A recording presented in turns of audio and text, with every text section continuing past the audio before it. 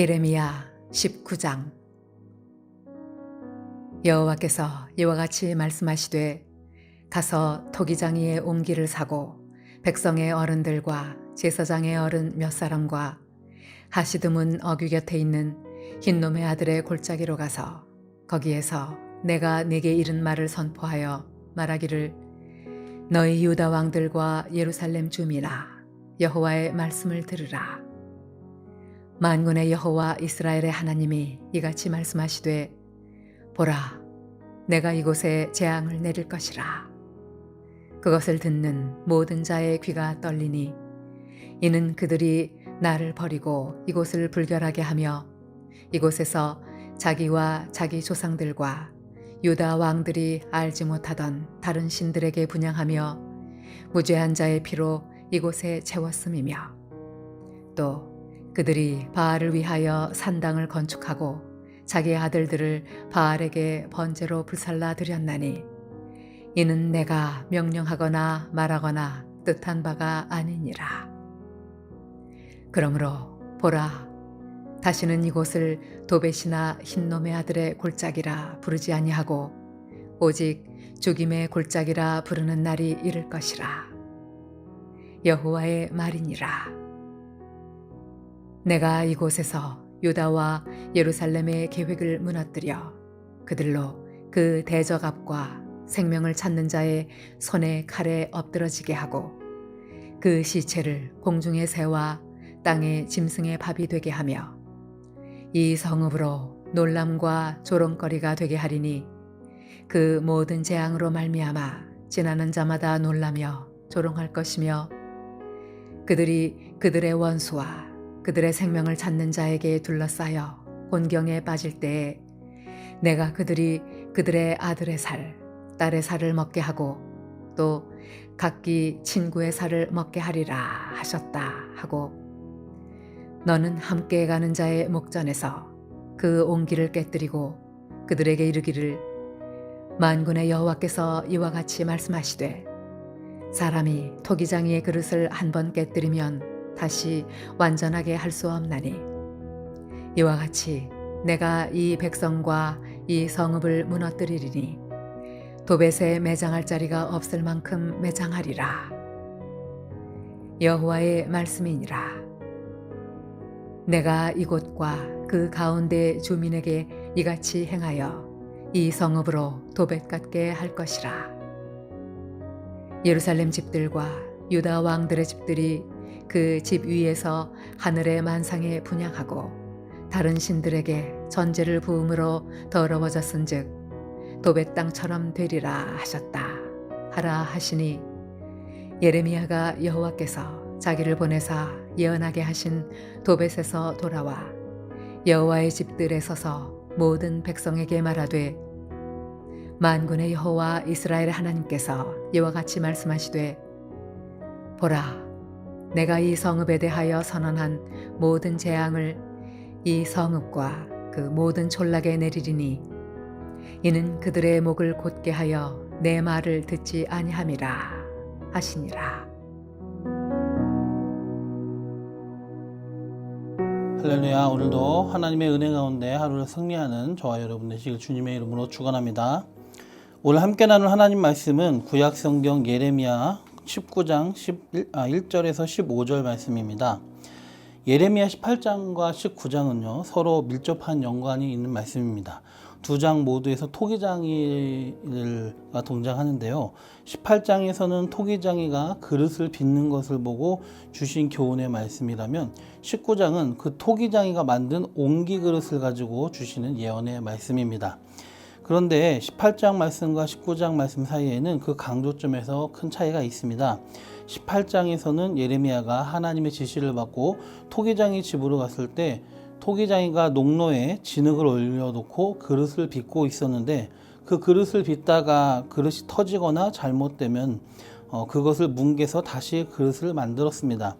이것을 보시고 그것을 빗대어서 얘기하신 것은, 유다 백성들이 비록 범죄하여 하나님 앞에서 실패한다 하여도 그 마음을 강팍하게 하지 않고 회개해서 하나님께로 돌이키기만 하면 비록 진흙이 뭉개지듯이 일시적으로 고통이 따르지기는 하겠지만 토기장이 되신 하나님의 손에 붙들려서 다시 온전한 그릇으로 아름답게 바뀌게 될 것을 상징적으로 보여주는 것입니다. 그런데 오늘 19장에서는요, 하나님께서 예레미야에게 토기장이로부터 옹기를 구입하도록 지시하셨습니다.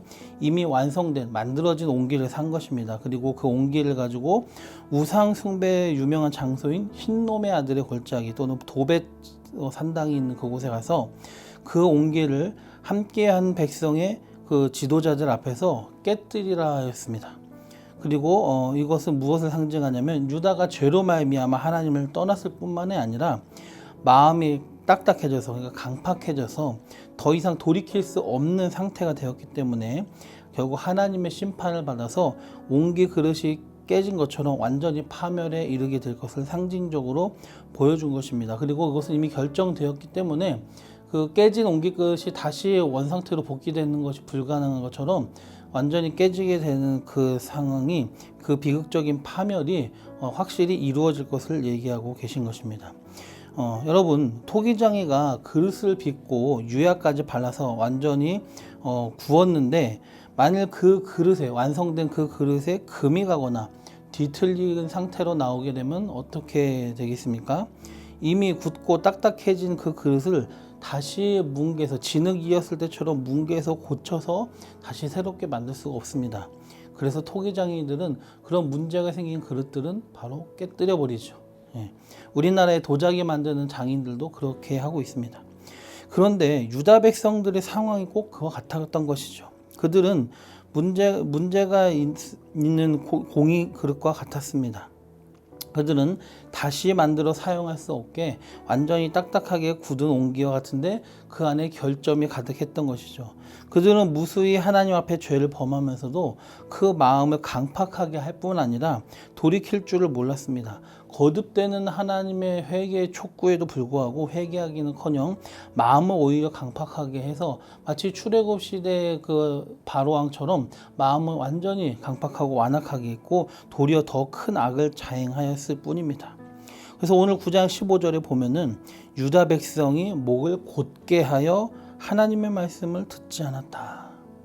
목이 뻣뻣한 백성이라고 이미 하나님께서 인정하셨던 그 이스라엘 백성, 여전히 그들의 조상들처럼 목이 뻣뻣해서 굳어서 하나님의 말씀을 전혀 듣지 않았다고 합니다. 또 18장 12절에도 보면은 돌이키라는 그 하나님의 권면의 말씀에 그들이 말하기를 이는 헛되니 우리는 우리의 계획대로 행하며 우리는 각기 악한 마음이 완악한 대로 행하리라 하였습니다. 그들의 모습을 아주 단적으로 보여주는 말씀입니다. 이렇게 그들의 완고함, 완악함, 강팍한 면모는 그들의 현실태가 더 이상 새롭게 빚을 수 없는 지경에 이르렀음을 아주 잘 보여주고 있음을 보여줍니다. 하나님께서는 죄인이 회개하도록 참으시고 반드시 회개할 기회를 계속 주십니다. 그러나 그렇다고 해서 심판을 전혀 안 하시는 것은 아닙니다. 반드시 심판의 때가 있습니다. 그렇기 때문에 하나님께서는 예레미야에게 옹기를 깨뜨리는 이 상징적인 행위와 더불어 심판의 말씀을 주심으로 죄로 더럽혀지고 강팍하여서 회개하려 하지 않고 더 이상 새롭게 될 가능성이 없게 된 유다를 향해서 경고하신 말씀대로 철저한 파멸의 심판에 처하게 될 것을 분명히 보여주고 계십니다. 성도 여러분, 우리는 이러한 본장의 말씀을 통해서 절대 하나님 앞에서 마음을 강팍하게 해서는 안 된다는 것을 우리가 깨달아야 할 줄로 믿습니다. 우리는 연약하기 때문에 반드시 완전하지 않기 때문에 언젠가는 실수하기 마련입니다. 또 죄를 범하기 마련입니다. 그럴 수가 있습니다. 그러나 우리가 마음을 완악하게 강팍하게 하지 않고 죄를 인정하고 하나님 앞에 겸손하게 회개하면 긍휼하신 하나님, 인자하신 하나님께서는 우리를 버리지 않으시고 다시 우리를 새롭게 빚어가십니다. 그래서 요한일서 1장 9절에도 이렇게 말씀합니다. 만일 우리가 우리 죄를 자백하면 그는 미쁘시고 의로우사 우리 죄를 사하시며 우리를 모든 불의에서 깨끗하게 하실 것이요. 그러나 우리가 마음을 강팍하게 해서 우리는 죄 없습니다 라고 하면은 이거는 우리가 스스로 거짓말하고 하나님을 거짓말하는 분으로 만드는 것입니다. 그러나 우리가 마음을 강팍하게 하지 않는 이런 모습이 계속해서 된다면은 결국 어떻게 되겠습니까? 하나님의 최선의 선택은 옹기 그릇을 깨시듯이 유다를 멸망하게 하시고 포로로 잡혀가게 하시듯 채찍으로 우리를 심판하길 것입니다.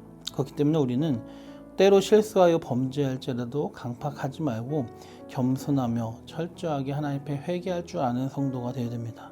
하나님께서 회개를 위해서 주신 기회를 악용해서 하나님을 오히려 무시하고 방종하였던 완악한 유다 백성처럼 되지 않았으면 좋겠습니다. 하나님께서 채찍질로 다스리기 전에 말로 하실 때 잘하는 우리가 되기를 바랍니다. 기도드리겠습니다. 하나님 아버지, 돌같이 단단하고 완악한 저희의 마음을 부드럽게 고쳐 주시옵소서. 하나님 앞에 목이 곧지 않고 겸손하게 하여 주시옵소서. 실수하여 범죄하여 불순종하였을지라도 깨닫고 속히 회개하여 돌이키게 하옵소서. 그리하여 하나님의 용서와 새롭게 하시는 은혜를 얻는 저희 모두가 되게 하여 주시옵소서. 예수님의 이름으로 감사하며 기도드리옵나이다. 아멘.